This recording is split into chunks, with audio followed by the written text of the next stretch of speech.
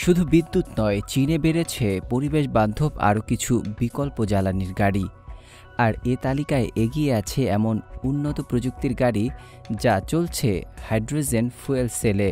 2035 সালের মধ্যে চীন জুড়ে এমন গাড়ির সংখ্যা 10 লাখ ছাড়িয়ে যাবে বলে আশা করা হচ্ছে।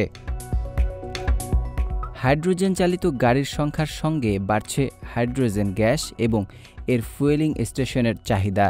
এতে করে এ সংক্রান্ত বাণিজ্যে দেখা যাচ্ছে নতুনের হাতছানি। বিশেষজ্ঞরা বলছেন, চীনে বেশি করে হাইড্রোজেন স্টেশন স্থাপন করার এখনই উপযুক্ত সময়।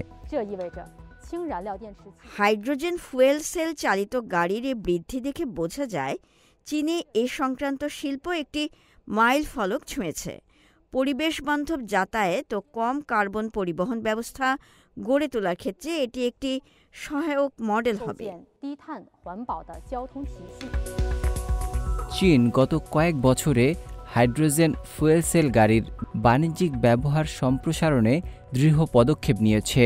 দক্ষিণ চীনের কুয়াংতুং প্রদেশের রাজধানী কুয়াংচৌতে ইতোমধ্যে 140টিরও বেশি হাইড্রোজেন চালিত গাড়ি চালু হয়েছে।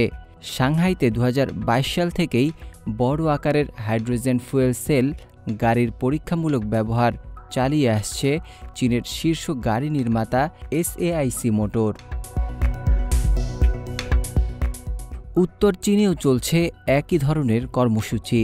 সেখানকার ইনার মঙ্গোলিয়ার স্বায়ত্তশাসিত অঞ্চলের সিলিংগোল্লিগের একটি খনিতে 36টি হাইড্রোজেন ট্যাঙ্ক চালিত একটি ভারী লোডার ট্রাক চালাতে শুরু করেছে।